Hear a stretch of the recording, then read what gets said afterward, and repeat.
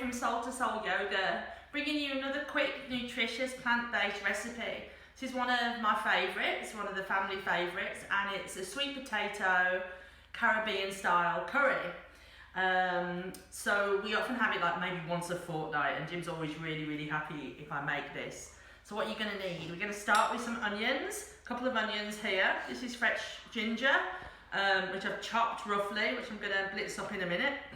Fresh ginger's better because it's really got a bite to it, and it's really good for you. It's full of anti-inflammatory. I don't even bother peeling it as long as it's washed. I've got a chilli, just one of the small bird's eye, so it's quite hot, but you could skip the chilli if you're not keen on it being any hotter, or add more. Garlic, about 3 or 4 cloves. Did I say a couple of onions there? We've also got sweet potatoes. I put the recipe at the end, but there's about 5 big ones there, but obviously it depends how many you're cooking for. I just kind of make up the quantities. A couple of bell peppers, green, which is quite traditional in Caribbean cooking, and a yellow one just because I had it. Use whichever ones you want.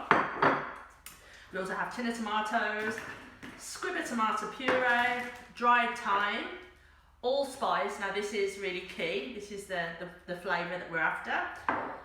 In Kona, because in Kona basically hot pepper sauce goes on everything in our house. Now this is only if you want to spice it up more. You could pop it on the table for people to have afterwards. And you want some kind of bean. So I've traditionally, I think in the recipe would be black beans, that I originally found this from. I can't even remember where.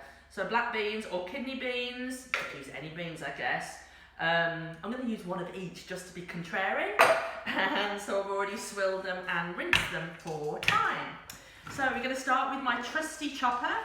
You could just chop all of these veg up. You could chop the garlic or grate it, crush it. You could chop the onions.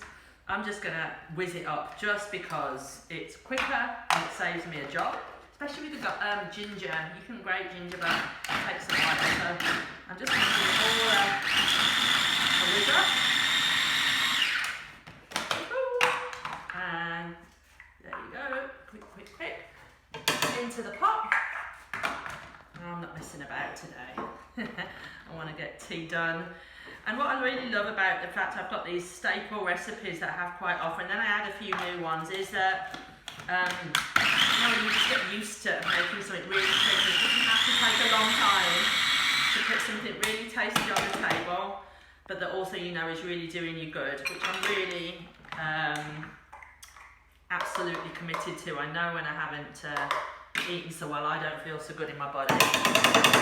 So I'm not going to waste the onion. We'll keep that and put it in the pot a bit. Let's pop it on the stove.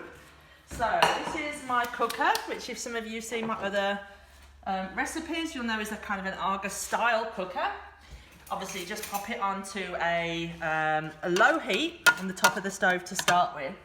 You want to put a little bit of oil, flavourless oil. This is rapeseed, probably my favourite to cook with because it's flavourless and it's one we grow in the UK, so it's abundant. And so you should probably heat up the oil first, to be honest, and then pop your onions in. But you know, you could do that at home. Okay, so we're gonna just give it all a stir. Start to hear it crackle, and you can smell it. Yeah, Cassie, does that hurt your eyes? Yeah. Yeah, because it's quite pungent. The garlic, the onion, the chilies will all. You can move away and just zoom in, Cass. You're gonna steam up.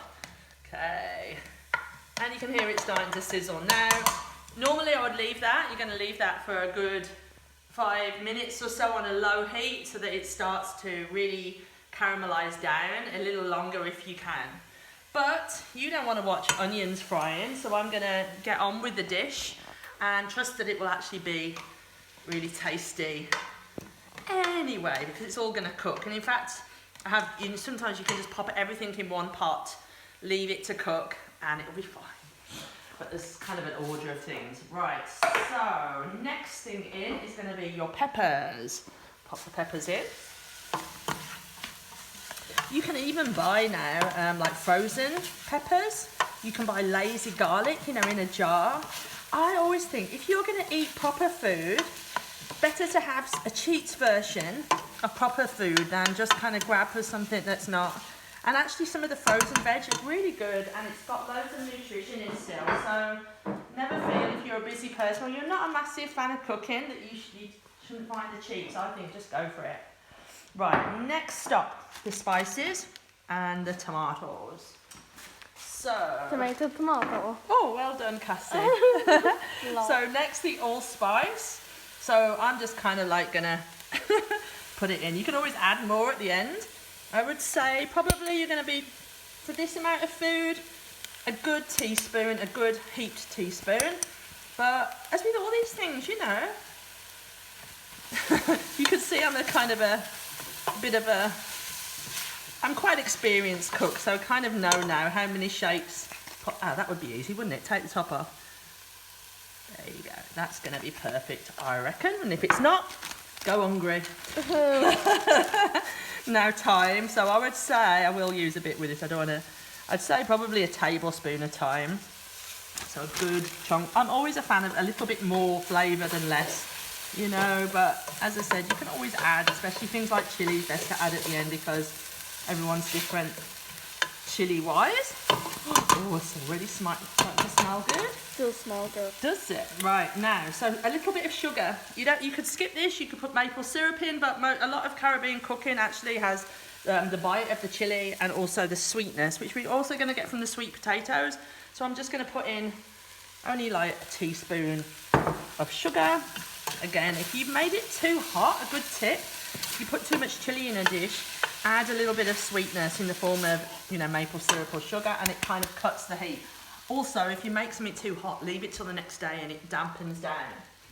A little bit of salt, so a good pinch of salt, a good crack of pepper. And you can see you can be doing this while all those onions are starting to cook down anyway. I'm going to add more pepper afterwards because I'm a pepper fan. Now, tomatoes. And I'm never going to waste those bits of tomato either in the jar, so that's going to be swilled in a minute.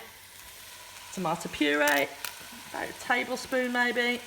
A good squib, a good squirt of Tommy puree. God, I sound like Tommy puree in the microwave, eh? Oh God, stop. Right, so you can see that's going to start to be really nice tomatoey sauce. Excuse me, Cass. Sorry. That's fine. So, what did I say? I'm not going to waste anything. So, we're not going to waste those bits of onions in there. I'm going to swill it round. We're not going to waste those bits of tomato in here. So, I'm going to swill it round. You know, perfectly good. Because we're going to need some fluid anyway. Oh, yes, please, my darling. My able assistant. Thank you. Yes. Okay, next. Stir it up. Sweet potatoes. Sweet potato. Yum, yum. So I'm going to just stir that around, coat it in all this loveliness. You can see already it's starting to take shape, but how quick and easy some of these dishes are. Okay, so what's left? What's left on the table? The beans. So I'm going to just put them in, no fuss, Yeah.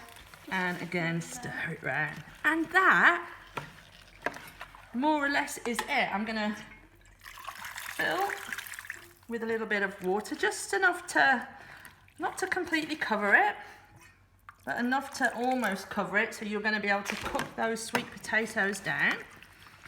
Give it a good stir. And that is really all it is. I guess you could probably do that and then put it in a slow cooker or on a slow oven. I am going to now bring this to the boil. Back to me, Cassie. It's a bit like Keith Floyd. I'm going to cover it and I'm going to pop it into a medium oven. So probably about 200 degrees, maybe 190. Probably about 40 minutes. I'm going to check it after about 30. You want the sweet potatoes to be nice and soft, but you don't want them to disintegrate, so they can disintegrate. But you know, better that than hard. So, we will check back in. I'm just getting the lid. That's not that interesting, is it? No. We will check back in with the recipe in a mo. Ooh. Welcome back. So let's see. It's been in the oven for about 45 minutes, about 190, 200. Just wait till it's soft, and you want the sauce to be nice and thickened. Obviously you can do it a little bit more, a little bit less, depends how much you've cooked, and your oven temperature. So I forgot to say, I put it in the oven, but you could just simmer it on top.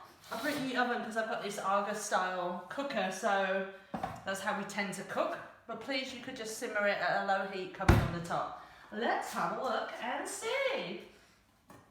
So, so it's quite saucy, as you can see. Everything's really nice and soft, bubbling away there. I like it saucy like this. If you wanted it a bit thicker, I guess you just put a little bit less water in before you cook it, and it would be absolutely fine. And often these things, they go a little bit more thick overnight. Often tomato-based dishes taste even better the day before. I'd always do a big pot. There's probably 4 of us who are going to eat this tonight, so there's going to be leftovers, because I'm a big fan of having some leftover for the day after, so you don't have to cook so much. You could freeze this as well, so never waste anything. Just stick it in a portion, put it in the freezer, and have it then.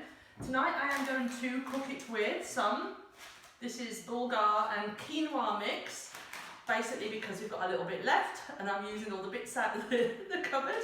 But you could serve it with rice, of course, couscous, breads, flatbreads, anything you fancy. If I had fresh herbs, I'd put some coriander on top. So yeah, just I hope you enjoy. And don't forget the Incona for an extra spicy kick if you like it spicy. Product placement, I would just like this one. Hot pepper sauce should say this is really tasty with this Jamaican stew. So there you go. Sweet potato, bean and pepper, Jamaican style, vegan curry. Enjoy.